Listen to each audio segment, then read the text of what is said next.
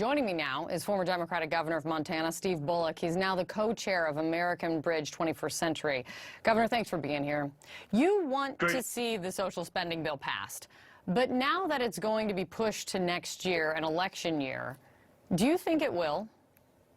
Look, I do think it will. And, you know, we talk about this as you said, the massive social spending bill. But what this is 40 million Americans a child care tax credit, or affordable pre-K, or housing. So what this really does address is some folks' everyday needs, and I do think it'll ultimately get across the finish line.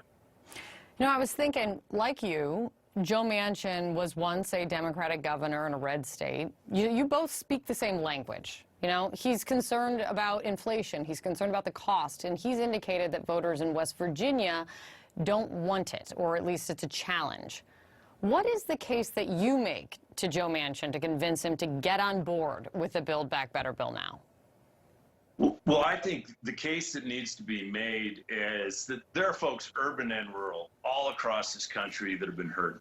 And it's not just COVID. Look, you can look the decade from 2005 to 2015, 80% of household incomes in this country stayed flat or dropped. And when you talk about what people need, they need in rural areas reliable broadband. The infrastructure bill took care of that. They need good roads, good water systems. Infrastructure bill took care of that. But when you look at a quarter of people in rural America pay over half of their income in rent. They need help with housing and rent.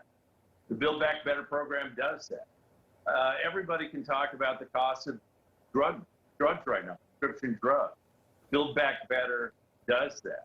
There are 9 children or toddlers waiting for every daycare spot in rural America, and Build Back Better addresses it. So finally, we're starting to address the things that people talk about at their kitchen table, and Build Back Better does that. And Joe Manchin knows that. Joe Manchin knows what's in the bill. So are you saying the country is just talking about it the wrong way if it's all in there? I mean, how do you get him to yes when you know that he knows all the things that you just said? Well, I think I think he is getting a lot closer to yes, in as much as saying he recognizes that we need to do something. But think about this past year. We've talked 3.7 trillion, we've talked 1.7 trillion, or, you know, the massive social spending bill. We haven't actually been talking enough about what's in it. Now, I think Senator Manchin, like a lot of the Democrats, are saying, look, we've got to be fiscally responsible.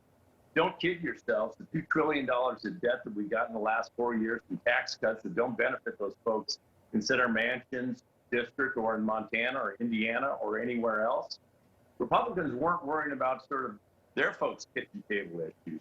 But we do have a real opportunity here, combined with the infrastructure bill, to be able to address those needs people have. So I do think we'll get there. Look, I'm frustrated, but forget about me. Most people out there just say, look, these are just Democrats fighting Democrats, as opposed to trying to make sure that we get something done. Well, and that actually gets to, I mean, more broadly, you've been writing and talking about and sounding the alarm for Democrats on what you're getting at, which is the core of the problem, you think, which is facing Democrats, especially heading into a tough midterm, is that Democrats are out of touch with the need of the ordinary voter, is how you wrote it.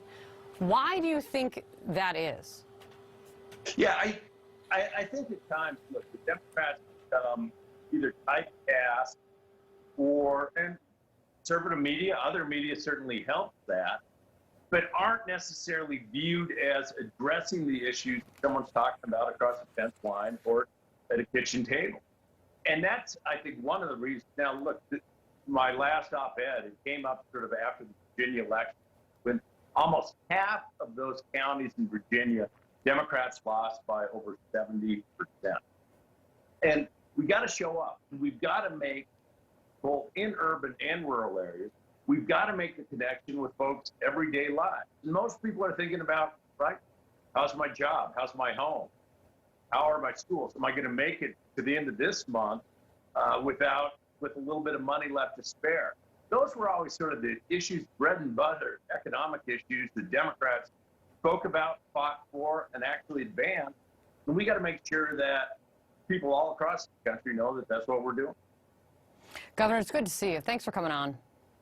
Great seeing you, Kate.